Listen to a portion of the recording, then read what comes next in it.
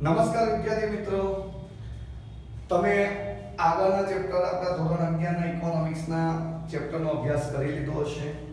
ન કર્યો હોય તો હજી કરી નાખજો, આપણી પાસે હજી સમય છે. અને અભ્યાસ કરી નાખ્યા પછી એને સારા અક્ષરે વિદ્યાર્થી મિત્રો લખી પણ નાખજો, કારણ કે આપણે જે આ ભણીએ છીએ બરાબર એમાં કંઈક ઉદાહરણ અલગથી આપણે દીધેલા છે જે અભ્યાસક્રમ કરતા પણ તમને ઈઝી રીતે આવડે. હવે વાત કરીએ વિદ્યાર્થી મિત્રો ખાસ આપણું આગળનું ચેપ્ટરનું નામ છે માંગ, જેને ઇંગ્લિશમાં કહેવામાં આવે છે ડિમાન્ડ. માંગ ચેપ્ટર છે જેને ઇંગ્લિશમાં કહેવામાં આવે છે ડિમાન્ડ. વિદ્યાર્થી મિત્રો માંગ એટલે શું? તો આમ તો આપણને ખબર કે તમે બજારની અંદર કોઈ દુકાને વસ્તુ ખરીદવા ગયા છો, તો એ જે ખરીદવા ગયા છો એને તમે શું કહો છો? માંગ. એટલે આપણી સામાન્ય અર્થની વ્યાખ્યા એવી થઈ કે ગ્રાહક જે ચીજ વસ્તુ કે સેવા ખરીદવાની શું રાખે? ઈચ્છા. ખરીદવાની શું રાખે? ઈચ્છા, જેને આપણે શું કહીએ છીએ? માંગ. આ આપણે સામાન્ય શબ્દમાં વ્યાખ્યા કરી. પણ આપણી ઇકોનોમિક્સ આપણી પોતાની પાઠ્યપુસ્તક આ વ્યાખ્યાને ગણકારતું નથી. એ વ્યાખ્યા અલગથી એને આપણા વિષય વાઇઝ આપી છે કે ચોક્કસ સમયગાળા દરમિયાન, સમયગાળો કેવો હોવો જોઈએ? ચોક્કસ. કે ચોક્કસ સમયગાળા દરમિયાન ચોક્કસ કિંમતે, ચોક્કસ સમયગાળા દરમિયાન ચોક્કસ કિંમતે ગ્રાહક જે ચીજ વસ્તુ કે સેવા ખરીદવાની ઈચ્છા, શક્તિ અને તૈયારી રાખે. યાદ રાખજો, ઘણી વખત આપણે ખરીદવાની વસ્તુની ઈચ્છા હોય પણ શક્તિ ના હોય. શક્તિ છે, ઈચ્છા છે, પણ આપણે પગ માનતા ના હોય કે આપણે દુકાને જવું તો પડશે ખરીદવા માટે. મુળાત ત્રણે વસ્તુ હોય તો જ આપણે એને માંગ કહી શકીએ. તમારામાંથી આ ત્રણમાંથી એક વસ્તુ જો ખૂટતી હોય તો એ માંગ બની શકે નહીં ઇકોનોમિક્સની ભાષામાં. કારણ કે તમે જો ચોક્કસ સમયગાળા દરમિયાન ચોક્કસ કિંમતે વસ્તુ ખરીદવાની શું રાખવાની છે? પહેલા તો ઈચ્છા. કે તમારે જે વસ્તુ ખરીદવા જવાની છે એ વસ્તુ ખરીદવાની પહેલા તો ઈચ્છા હોવી જોઈએ. હવે ઈચ્છા તો આપણે છે જ, તો બીજો શબ્દ આવે છે શક્તિ. શક્તિ એટલે પૈસા. કે ખિસ્સામાં એ વસ્તુના પૂરતા પૈસા હોવા જરૂરી છે. આ વસ્તુની કિંમત 100 રૂપિયા છે ને આપણા ખિસ્સામાં 50 રૂપિયા છે તો આપણને ખબર છે આપણે તો વસ્તુ ખરીદવી જ છે, પણ ખિસ્સામાં 50 રૂપિયા છે તો વસ્તુની કિંમત કેટલી છે? 100 રૂપિયા. તો એ વસ્તુ આપણને મળી શકવાની નથી, તો પછી એને માંગ ના કહેવાય. ચલો, ખિસ્સામાં 100 રૂપિયા છે ને વસ્તુની કિંમત 100 રૂપિયા છે અને તમે ઈચ્છા પણ ધરાવો છો, પણ આ બંને વસ્તુ થઈ શકે પણ તમારી તૈયારી, કારણ કે તમે હવે દુકાને જતા જ નથી, ખિસ્સામાં 100 રૂપિયા છે ને ઘરે બેઠા બેઠા ઈચ્છા ધરાવો કે મારી વસ્તુ ખરીદવી છે, પણ તૈયારી તમે નથી બતાવતા, તો પછી એને માંગ ના કહેવાય. બીજું વિદ્યાર્થી મિત્રો એક આ ખાસ શબ્દ સમજજો. ઈચ્છા અને માંગ બંને આપણા ઇકોનોમિક્સ વિષયમાં અલગ અલગ છે. ઈચ્છા એ ઈચ્છા છે, માંગ એ માંગ છે. ઈચ્છા એ માંગ નથી અને માંગ એ ઈચ્છા નથી. ધ્યાન આપજો વિદ્યાર્થી મિત્રો, ઈચ્છા અને માંગ બંને એકબીજાથી શું છે? જુદા જુદા. કે ઈચ્છા એ ઈચ્છા છે, માંગ એ માંગ છે. ઈચ્છા એ માંગ નથી, માંગ એ ઈચ્છા નથી. એટલે બંનેને અર્થશાસ્ત્રમાં અલગ અલગ કીધા છે. સામાન્ય ભાષામાં જ આપણે ઈચ્છા અને માંગ કહી શકાય, જે આપણે અહીંયા કીધું. બાકી સામાન્ય ભાષામાં સિવાય ઇકોનોમિક્સ ભાષામાં ઈચ્છાને ખાલી માંગ ન કહી શકાય, કારણ કે ઈચ્છાની સાથે સાથે શક્તિ અને તૈયારી પણ હોવી જરૂરી છે, તો જ એને માંગ કહેવાય. ચલો આગળ વિદ્યાર્થી મિત્રો, હવે શબ્દ આવ્યા છે. હવે આગળનો પ્રશ્ન આપણો ચાલુ થયો છે. આપણે ભણ્યા માંગ, ભણ્યા માંગ એટલે શું એ ભણ્યા. હવે આપણો મેઈન પ્રશ્ન આગળ શરૂ થયો છે માંગને અસર કરતા પરિબળો. વિદ્યાર્થી મિત્રો, પરિબળો, આ પરિબળને બીજા શબ્દમાં આપણે કહી શકાય કારણો. પરિબળને બીજા શબ્દમાં શું કહી શકાય? કારણો. કદાચ તમને પ્રશ્ન આવો પણ પૂછે, માંગ એટલે શું? માંગને અસર કરતા કારણો જણાવો. કારણોની જગ્યાએ તમને પરિબળો પણ પૂછી શકે. તો માંગને અસર કરતા વિદ્યાર્થી મિત્ર બે કારણો છે. બે કારણોમાં પહેલું આપણે કીધું છે તો વસ્તુની કિંમત. અને બીજું કીધું છે કિંમત સિવાયના અન્ય પરિબળો વિદ્યાર્થી મિત્ર કેટલા છે 5 ટોટલ માંગને અસર કરતા પરિબળો કેટલા 2 આ એક માર્ક્સ નો એમસીક્યુ માંગને અસર કરતા પરિબળો કેટલા છે તો માંગને અસર કરતા 2 પરિબળો છે 2 પરિબળો કયા તો વસ્તુની કિંમત અને કિંમત સિવાયના અન્ય પરિબળોમાં આપણે અભ્યાસક્રમમાં હજી કેટલા આપ્યા છે 5 એટલે આમ ટોટલ આપણે કેટલા મુદ્દા ભણવાના 6 આ સિવાય વિદ્યાર્થી મિત્ર પ્રથમ પરીક્ષાની અંદર તમારે આ ચેપ્ટરમાંથી ફરજિયાત 5 માર્ક્સનો પ્રશ્ન તો પૂછાય જ છે હા 5 માર્ક્સનો પ્રશ્ન આ ચેપ્ટરમાંથી ફરજિયાત પૂછાય એટલે પહેલો 5 માર્ક્સનો પ્રશ્ન આ રીતે પૂછી શકે કે માંગ એટલે શું માંગને અસર કરતા પરિબળો જણાવો અને 5 માર્ક્સમાં પૂછો છે એટલે જણાવવાની સાથે સાથે આપણે તો સમજાવવો જરૂરી છે હવે એમાં પહેલો ટોપિક આપણને કીધો છે વસ્તુની કિંમત જે આપણે કીધો છે અને બીજો આપણને કીધો છે કિંમત સિવાયના અન્ય પરિબળો હવે કિંમત સિવાયના અન્ય પરિબળો આપણે કીધા હતા કેટલા હતા 5 માં પહેલું કીધું છે ગ્રાહકની આવક પહેલો કયો ટોપિક કીધો છે ગ્રાહકની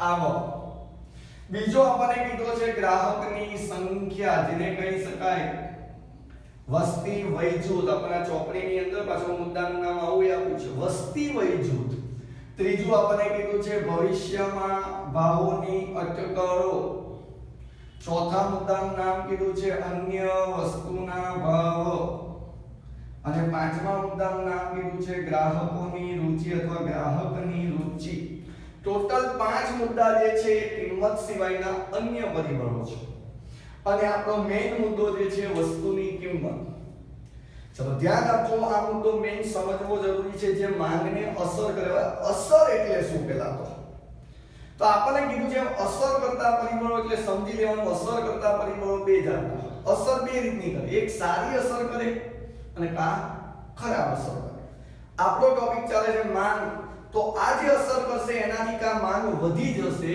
કા માંગ ઘટી જશે મૂળ બે અસર થાય કા માંગ વધશે કા માંગ ઘટશે મૂળ આપણો આ ટોપિક છે પહેલો વસ્તુની કિંમત તો વિદ્યાર્થી મિત્રો ધ્યાન આપજો વસ્તુની કિંમત એ માંગને અસર કરતું મહત્વનું પરિબળ છે આ વસ્તુની કિંમત માંગને અસર કરતું મહત્વનું પરિબળ જનરલી આપણે એમ ન વિચારી શકીએ કિંમત વગર આપણને ખબર ન પડે માંગ કેટલી કરવી હવે ધ્યાન આપજો મહત્વનું પરિબળ કીધું છે તો કઈ રીતે આપણે સાબિત કરવું પડશે કે વસ્તુની કિંમત એ માંગને કઈ રીતે અસર કરે છે તો ધ્યાન આપજો વિદ્યાર્થી મિત્રો એક બાજુ મેં વસ્તુની કિંમત લખી છે તો બીજી બાજુ મેં વસ્તુની માંગ લખી છે સિમ્પલ પહેલા સામાન્ય શબ્દમાં સમજીએ કે જો વસ્તુની કિંમત વધે કિંમત વધી તો આપણને જનરલી મગજમાં વિચાર આવી જવો જોઈએ કોઈ પણ વસ્તુની જો કિંમત વધતી હોય તો આપણે એ વસ્તુની માંગ કેવી કરશું ઓછી એટલે માંગ શું થાય ઘટે કે જો વસ્તુની કિંમત વધે તો વસ્તુની માંગ ઘટે અને વસ્તુની કિંમત ઘટે તો વસ્તુની માંગ વધે બીજો ટોપિક જો વસ્તુની કિંમત ઘટે કિંમત ઘટી તો માંગ શું થાય વધે હવે એ સામાન્ય શબ્દમાં કીધું આપણે ઇકોનોમિક્સમાં એવું કહેવાય છે કે જ્યારે કોઈ વસ્તુની કિંમત વધે તો વસ્તુની માંગમાં સંકોચન થાય કિંમત વધે એટલે માંગ સંકોચાય એટલે ઘટે જ કહી શકાય પરંતુ જો વસ્તુની કિંમત ઘટે તો માંગનું વિસ્તરણ થાય એટલે વધે ઇકોનોમિક્સમાં શબ્દ છે વિસ્તરણ અને સંકોચન જ્યારે ઘટે વધે શબ્દ એ સામાન્ય શબ્દમાં કીધો સામાન્ય ભાષામાં આપણે કીધેલો છે સિમ્પલ રીતે આટલું યાદ રખાય કે વસ્તુની કિંમત વધે તો માંગ ઘટે કિંમત ઘટે તો માંગ વધે મૂળ વિદ્યાર્થી મિત્રો બંને વચ્ચે સંબંધ કેવો તો એક વધે છે તો સામે બીજું ઘટે છે અને બીજું વધે એટલે કે પાછું એક ઘટે છે તો બીજું વધે છે પાછું પહેલું ઘટે છે તો ઓલું વધે છે અહીંયા મૂળ વસ્તુની કિંમત અને વસ્તુની માંગ વચ્ચે વિદ્યાર્થી મિત્રો કેવો સંબંધ છે તો યાદ રાખજો વ્યસ્ત સંબંધ વ્યસ્ત સંબંધ નું સિમ્પલ ઉદાહરણ ફરીથી યાદ રાખજો. પહેલા તો કિંમત વધે તો માંગ ઘટશે, કિંમત ઘટશે તો માંગ વધશે. આ બંને વચ્ચે કેવો સંબંધ થયો? વ્યસ્ત. અને વ્યસ્ત સંબંધ માટે આવું યાદ રાખવાનું, વધે ઘટે, ઘટે વધે, વ્યસ્ત સંબંધ. પણ કદાચ વિદ્યાર્થી મિત્ર આગળ હમણાં ટોપિક આપણે ભણશું એમાં આવશે કે કિંમત ની સાથે સાથે આપણે હવે જે અન્ય ટોપિક આપણે જેમાં એક ટોપિક આપણને જેવો આપ્યો હોય એ વધતો હોય તો એના લીધે માંગ પણ વધી શકે, અને એક ટોપિક ઘટતો હોય તો માંગ ઘટી શકે. તો બંને વચ્ચે સીધો સંબંધ થઈ જાય, કારણ કે એક વધે તો બીજોય વધે છે, એક ઘટે છે તો બીજોય ઘટે છે. તો બંને વચ્ચે વિદ્યાર્થી મિત્રો કેવો સંબંધ થાય છે? સીધો. આમાં એક વધે છે તો બીજો ઘટે છે, એક ઘટે છે તો બીજો વધે છે. મોર કિંમત અને માંગ વચ્ચે કેવો સંબંધ છે? વ્યસ્ત. આ એક માર્ક્સનો MCQ IMP કે કિંમત અને માંગ વચ્ચે કેવો સંબંધ છે? વ્યસ્ત. ચલો હવે આગળ આપણે જોઈએ છે કિંમત સિવાયના અન્ય પરિબળો. કિંમત સિવાયના અન્ય પરિબળોમાં પહેલું કીધું છે ગ્રાહકની આવક, જેને કહી શકાય વસ્તીની આવક. બરાબર? તો ગ્રાહકની આવક એ પણ માંગને અસર કરતું કેવું પરિબળ છે? મહત્વનું. જેમ આપણે જોઈ ગયા વસ્તુની કિંમત એ પણ માંગને અસર કરતું મહત્વનું પરિબળ, આવક એ પણ માંગને અસર કરતું મહત્વનું પરિબળ. કેમ એવું? તો આપણને ખબર, જો ગ્રાહક પાસે પૈસા હશે તો જ માંગ કરશે, પૈસા નહીં હોય તો માંગ નહીં કરે. એટલે જો અહીંયા આપણે એક બાજુ આવક લખી છે તો બીજી બાજુ મેં માંગ લખી છે. અહીંયા મેં શું લખ્યું તો? કિંમત. કેમ? ટોપિકનું નામ, ટોપિકનું નામ શું છે? આવક. એટલે મેં આવક લખી પછી માંગ લખી છે. હવે સિમ્પલ એમાં વિચારે, જો ગ્રાહકની આવક વધે, જો ગ્રાહકની આવક વધે, આપણી જ વાત કરીએ, આપણા ઘરે આવક વધે તો આપણે માંગ કેવી કરશું? વધારે. આવક ઘટશે, આપણા ઘરે પૈસા ઘટે તો માંગ કેવી કરશું? ઓછી, ઘટે. એટલે ધ્યાન આપજો, આવકમાં અને માંગમાં, અને અહીંયા બાજુ કિંમતમાં અને માંગમાં. કિંમત વધતી હતી તો માંગ ઘટતી હતી, આવક વધે છે તો માંગ વધે છે. મેં હમણાં જ કીધું, યાદ રાખજો ખાસ કે કિંમત અને માંગ વચ્ચે વ્યસ્ત સંબંધ છે, એમ આવક અને માંગ વચ્ચે, આવક અને માંગ વચ્ચે સીધો સંબંધ છે. કેવો સંબંધ છે વિદ્યાર્થી મિત્રો? સીધો સંબંધ છે. કે કિંમત અને માંગ વચ્ચે વ્યસ્ત સંબંધ. તો કિંમત અને માંગ વચ્ચે વ્યસ્ત, તો આવક અને માંગ વચ્ચે સીધો સંબંધ. મેં હમણાં જ કીધું, વધે વધે, ઘટે ઘટે, સીધો સંબંધ. વધે ઘટે, ઘટે વધે, વ્યસ્ત સંબંધ.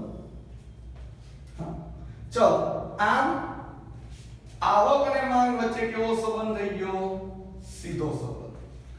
ચલો બીજો ટોપિક છે ગ્રાહકની સંખ્યા. આપણને ખબર છે જો દેશમાં વસ્તી વધારો થાય, વસ્તી વધતી જ હોય તો એના કારણે ગ્રાહકની સંખ્યામાં શું થાય? વધારો થાય. ગ્રાહકની સંખ્યા વધે, યાદ રાખજો, જો વસ્તીમાં વધારો થાય તો ગ્રાહકની સંખ્યા વધે, ગ્રાહકની સંખ્યા વધે તો વસ્તુની માંગ વધે, જેના કારણે માંગને શું થાય છે? અસર. આપણે તો અસર કરતા પરિબળો માંગને કઈ રીતે અસર કરે આ ટોપિક એ જ આપણે ઉલ્લેખ કરવાનો છે. તો જો દેશમાં વસ્તી વધે છે તો ગ્રાહકની સંખ્યા વધે છે, ગ્રાહકની સંખ્યા વધે છે તો માંગ ઉપર એની અસર થાય. હવે આપણે એમાં ઉદાહરણ લીધા છે કે જો દેશમાં વસ્તી વધારામાં આપણે ત્રણ ભાગ પડ્યા, બાળકોની સંખ્યા વધે, યુવાનોની સંખ્યા વધે અને વૃદ્ધોની સંખ્યા વધે. જેને મેં કીધું એમ ચોપડીની અંદર આપણને વયજૂથ શબ્દ સાથે લખ્યું કે વયજૂથ અનુસાર વસ્તીની વહેંચણી કરે. કે આપણી ઉદાહરણની વાત કરીએ, ધારો કે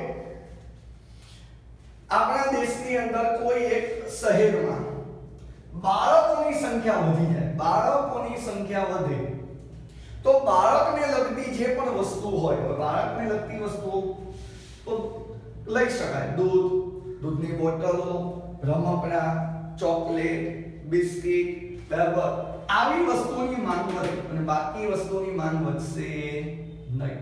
કેમ? કે જો બજારમાં બાળકો જ વધ્યા છે, બાળકો સિવાય વધે તો પછી એના ઉદાહરણ થઈ જાય. ધારો કે બજારમાં યુવાનોની સંખ્યા વધે. હવે અમુક લોકો વિચારે સાહેબ યુવાનો યુવાનોની સંખ્યા કઈ રીતે વધે? આપણને ખબર વસ્તી વધે તો પહેલા બાળક આવે તો બાળકની સંખ્યા વધે ને. આ બાળકો યુવાનો થાય એ તો વસ્તુ આપણને ખબર પડે, પણ યુવાનોની સંખ્યા કઈ રીતે વધે? તો એક્ઝામ્પલ તરીકે આપણે અમદાવાદમાં રહીએ છીએ અને અમદાવાદની અંદર યુવાનોની સંખ્યા કઈ રીતે વધે? તો સિમ્પલ કે આજુબાજુના ગ્રામીણ વિસ્તારના લોકો અમદાવાદમાં કા આગળનો અભ્યાસક્રમ માટે આવે કા સારી નોકરી માટે આવે છે, તો એના કારણે આપણા અમદાવાદ શહેરની અંદર યુવાનોની સંખ્યા શું થઈ? વધી. આ સિમ્પલ વસ્તુ છે કે ગ્રામીણ વિસ્તારના યુવાનો નોકરી માટે ક્યાં આવે? શહેરમાં. અથવા આગળનો અભ્યાસક્રમ ભણવા માટે ક્યાં આવે? શહેરમાં. તો શહેરમાં તમે જો યુવાનોની સંખ્યા શું થઈ? વધે. જો બજારમાં યુવાનોની સંખ્યા વધે તો યુવાનોને લગતી વસ્તુઓની જ માંગ વધશે. જેવી કે શૈક્ષણિક સાધનો. આ સિવાય શૈક્ષણિક સાધનો સિવાય મોજ શોખની વસ્તુઓમાં મોબાઈલ, પછી વાહન એટલે કે ગાડીઓ, આ ઉપરાંત હજી લખવું હોય તો કપડા, ખાણીપીણી, આ બધી વસ્તુઓની માંગ વધે. કારણ કે તમે અમુક લોકો વિચાર સાહેબ ખાણીપીણી તો ખાવા તો બધાને જોઈએ છે, તો ખાણીપીણીની માંગ તમે જો યુવાનોને લીધે જો કેમ વધે? તો બજારની અંદર ક્યારેક તમે નિરીક્ષણ કરજો. સિમ્પલ એક ઉદાહરણ લઈએ આપણે. કદાચ ક્યારેક તમારું ફેમિલી અથવા તમે હોટલમાં જમવા જાઓ છો. હોટલમાં જમવા જાઓ, તમે જ્યારે જમવા અંદર પ્રવેશો છો ત્યારે આજુબાજુમાં જુઓ જેટલા લોકો જમે છે એમાં બાળકોની સંખ્યા કેટલી છે, વૃદ્ધોની સંખ્યા કેટલી છે અને યુવાનોની સંખ્યા કેટલી છે. એટલે એના ઉપરથી ખબર પડી જશે યુવાનો જ બહારનું વધારે જમે છે. આ બાળકો પૂરું જમી શકતા નહીં, કારણ કે એ લોકો જે જોઈએ એવું ખાઈ ના શકતા હોય. વૃદ્ધોને દાંત વયા ગયા હોય, ઉંમર થઈ ગઈ હોય, એના કારણે એની તબિયતને લીધે ખાતા ના હોય. અને હવે બધા યુવાન એ લોકો વધુ ખાય છે. હવે જો બજારમાં વૃદ્ધોની સંખ્યા વધી જાય, સેમ એ છે કે ગ્રામીણ વિસ્તારમાં જેટલા વૃદ્ધો રહે છે અને એના બાળકો શહેરમાં રહે છે, હવે એ વૃદ્ધો ત્યાં ગ્રામીણ વિસ્તારમાં પોતે હવે કામ કરી શકતા નથી અને એ ગ્રામીણ વિસ્તારમાંથી શહેરમાં એના દીકરાને ત્યાં રહેવા માટે આવે છે. તો એના કારણે શહેરમાં વૃદ્ધોની સંખ્યા વધી ગઈ. અને જો શહેરમાં વૃદ્ધોની સંખ્યા વધે તો એને લગતી વસ્તુ જેવી કે દાંતના ચોકઠા, ધોતી, માળા, પછી ધાર્મિક પુસ્તકો વગેરેની માંગમાં, લાકડીની માંગમાં શું થાય છે? વધારો. ચલો આગળ કીધું છે ભવિષ્યના ભાવોની અટકળો. કિંમત સિવાયના અન્ય પરિબળોમાં ત્રીજો ટોપિક ભવિષ્યના ભાવોની અટકળો. ભવિષ્યના ભાવોની અટકળો, તો ભવિષ્યમાં જે ભાવો થતા હોય બે રીતના હોય. કા કિંમત વધે અને કા ભવિષ્યમાં કિંમત ઘટે. કા ભવિષ્યમાં કિંમત વધશે અને કા ભવિષ્યમાં કિંમત ઘટશે. ભાવ બે જાતના ભવિષ્યમાં થાય, કા વધે અને કા ઘટે. જો ભવિષ્યમાં કિંમત વધવાની હોય, ભવિષ્યમાં વધવાની છે, તો ભવિષ્યમાં કિંમત વધવાની, તો વર્તમાનમાં એ વસ્તુની કિંમત કેવી હશે? ઓછી. ભવિષ્યમાં કિંમત વધવાની, તો વર્તમાનમાં કિંમત કેવી? ઓછી.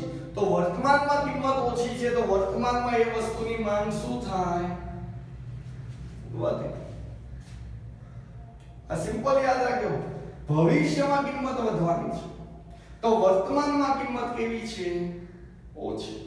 વર્તમાનમાં કિંમત ઓછી છે, તો વર્તમાનમાં એની માંગ શું થાય? વધે. કારણ કે કિંમત ઓછી હોય તો માંગ વર્તમાનમાં વધે. સેમ જો ભવિષ્યમાં કિંમત ભવિષ્યમાં ઘટવાની છે, તો વર્તમાનમાં કિંમત કેવી છે? વધુ. ઘટવાની 2 મહિના પછી છે, તો અત્યારે વધારે કિંમત છે, અત્યારે કિંમત વધારે છે, તો અત્યારે માંગ કેવી થશે? ઓછી. એક સિમ્પલ ઉદાહરણ લઈએ.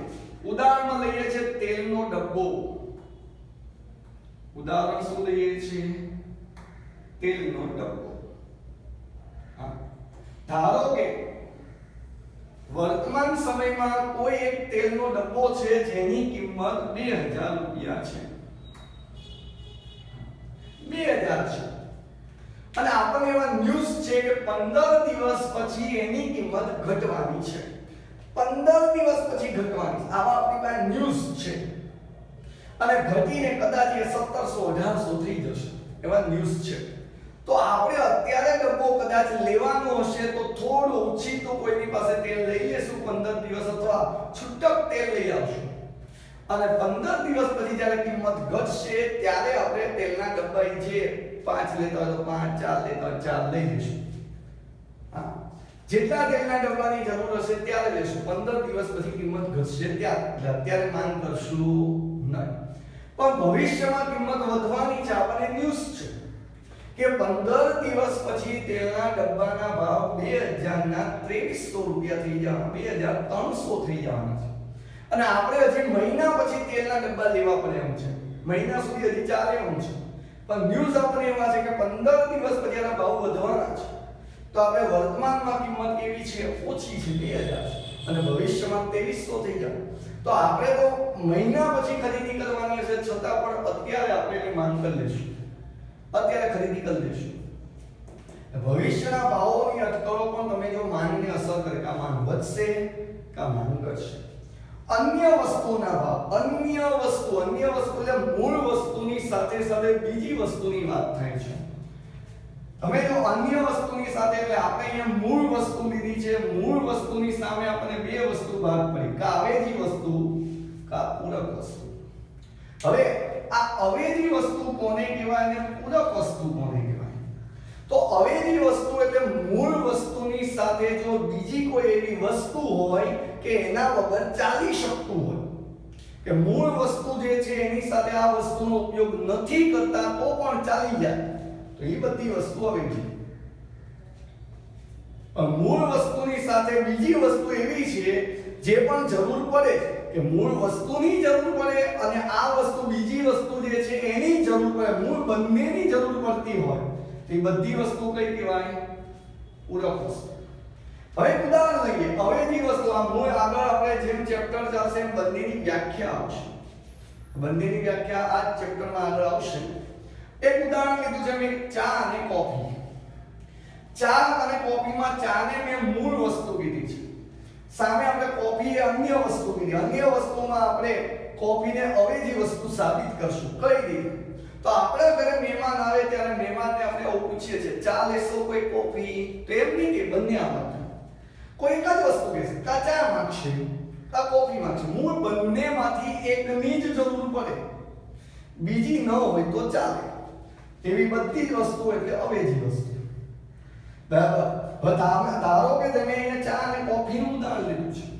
તો જો મૂળ વસ્તુની ચાની કિંમત વધે છે ચાની કિંમત વધી તો કોફીની કિંમત એની સરખામણીમાં કેવી છે ઓછી ચાની કિંમત વધી તો કોફીની કિંમત ઓછી છે એટલે લોકો શું કરશે કોફીની માંગ વધારે કરશે ચાની કિંમત વધે તો કોફીની માંગ વધશે સામે પેટ્રોલ ડીઝલ કે પેટ્રોલને મેં મૂળ વસ્તુ લીધી છે પેટ્રોલ કઈ વસ્તુ છે મૂળ વસ્તુ સામે આપણે લીધું છે સ્કૂટર હવે તમારી પાસે પેટ્રોલ છે પણ સ્કૂટર નથી તો પેટ્રોલ શું કામનું તમારી પાસે સ્કૂટર છે પણ પેટ્રોલ નથી તો સ્કૂટર શું કામનું હું અહીંયા તમારે પેટ્રોલ અને સ્કૂટર બંને જોઈએ બંને વગર ચાલે નહીં અને એટલે જ એને પૂરક વસ્તુ કીધી છે હવે આમાં પાછું કેવું કીધું છે જો પેટ્રોલની કિંમત વધે પેટ્રોલની કિંમત વધે તો સ્કૂટર એવરેજ કેવી આપે ઓછી કિંમત વધે છે એટલે લોકો સ્કૂટરની માંગ કેવી કરશે ઓછી આ યાદ રાખજો પૂરક વસ્તુમાં પેટ્રોલની કિંમત વધી તો સ્કૂટરની માંગ ઘટી જ્યારે અવેજી વસ્તુમાં ચાની કિંમત વધી તો કોફીની માંગ વધી એટલે અવેજી વસ્તુઓ વચ્ચે કેવો સંબંધ છે સીધો અવેજી વસ્તુઓ વચ્ચે કેવો સંબંધ સીધો જ્યારે પૂરક વસ્તુઓ વચ્ચે કેવો સંબંધ છે વ્યસ્ત એક વધે છે તો બીજું ઘટે છે ચલો ગ્રાહકની રુચિ રુચિ તો ધ્યાન આપો એના બીજા શબ્દ કે ગ્રાહકની રુચિ પસંદગી ટેવ ફેશન સ્વભાવ આ બધા શબ્દો મેં કીધા છે રુચિ પસંદગી ટેવ ફેશન સ્વભાવ બદલાતા માંગને અસર થાય કે આમાંથી કોઈ પણ શબ્દ ફરે એટલે માંગને અસર થાય ને થાય જ. કઈ રીતે? કારણ કે તમે જો લોકો એકબીજાના સંપર્કમાં હોય છે, ધારો કે મારા મિત્રો મારા સંપર્કમાં હોય અને હું ધારો કે કોઈ નવી વસ્તુની ખરીદી કરીશ તો હું મારા મિત્રને કહીશ બજારમાં અત્યારે આ વસ્તુ નવી આવી છે અને સારી છે. તો એ નવી વસ્તુના હું જે વખાણ કરું છું, બરાબર, એ વખાણ કરું છું એટલે તમે જો મારો કોઈ મિત્ર એ વસ્તુ ખરીદશે તો એની જગ્યાએ પહેલા જે ખરીદતો હતો એની માંગ કેવી કરશે? કેન્સલ કરીને મેં જે નવી વસ્તુનું એને એડવાઇસ આપી છે એની માંગ કરશે. તો નવી વસ્તુની માંગ શું થઈ? વધી. સામે જૂની વસ્તુ જે હતી એની માંગ કેવી થશે? ઓછી. અને તમે જો આ રુચિ, પસંદગી, ટેવ, ફેશન, સ્વભાવ બદલાય કોના લીધે? તો લોકોના સંપર્કોથી, ટીવી જોવાથી, સામાયિક પેપર વાંચવાથી, વર્તમાન પત્રો વાંચવાથી, પ્રદર્શનમાં જવાથી અને ક્યાંક મેળાપડો થતો હોય બધા ભેગા થતા હોય. મેં કીધું હું મારા મિત્રને કહીશ તો અમે બે મિત્રો ભેગા થયા, મેળાપ કર્યો, જેના કારણે એક વસ્તુની માંગને અને બીજી વસ્તુની માંગને અસર થશે. એક વસ્તુની માંગ ઘટી જશે તો બીજી વસ્તુની માંગ વધી જશે. કે મેં મારી પસંદગી બદલી તો મેં પહેલા જે પસંદ કરતો તો એની માંગ કેવી કરીશ? ઓછી. ને નવી પસંદગી કરી એની માંગ કેવી કરીશ? વધારે. અને આ બધા શબ્દના લીધે તમે જો માંગ બદલાય છે, એટલે કે તમે જો આ બધા બદલાતા માંગ બદલાય છે. હું પહેલા ચાની મારી ટેવ ચા પીવાની હતી તો હું ચાની માંગ કેવી કરતો હતો? વધારે. હવે મેં ટેવ બદલી નાખી. મેં ટેવમાં શું કર્યો? બદલાવ. ટેવ બદલાઈને હવે મેં નક્કી કર્યું કોફી પીવી છે મારે. હવે મેં કોફીની ટેવ પાડી તો ચાની માંગ કેવી કરીશ? ઓછી. એટલે ચાની માંગ ઘટશે. અત્યારે લગી કોફીની માંગ નહોતો કરતો, હવે કોફી પીશ તો કોફીની માંગ વધશે. વિદ્યાર્થી મિત્રો, આ વસ્તુની કિંમત, આ કિંમત સિવાયના અન્ય પરિબળો. આ સિવાય વિદ્યાર્થી મિત્રો, અત્યારે જે વિડિયો જોઈ રહ્યા છે આમાંથી 90% વિદ્યાર્થી મિત્રો અથવા વાલી મિત્રો તમે મને ઓળખો છો, પણ 10% વિદ્યાર્થી મિત્રો તમે મને ઓળખતા નથી. કારણ કે તમારી પાસે વિડિયો જે આયા છે તમારા કોઈ મિત્રએ અથવા તમારા કોઈ રિલેટિવ્સે તમને શેર કર્યો હશે. વિદ્યાર્થી મિત્રો, મારું નામ છે સંજય કાકડિયા, બરાબર. તમારી પાસે વિડિયો આવ્યો છે તો જોવો છો તો જોવાની સાથે વિદ્યાર્થી મિત્રો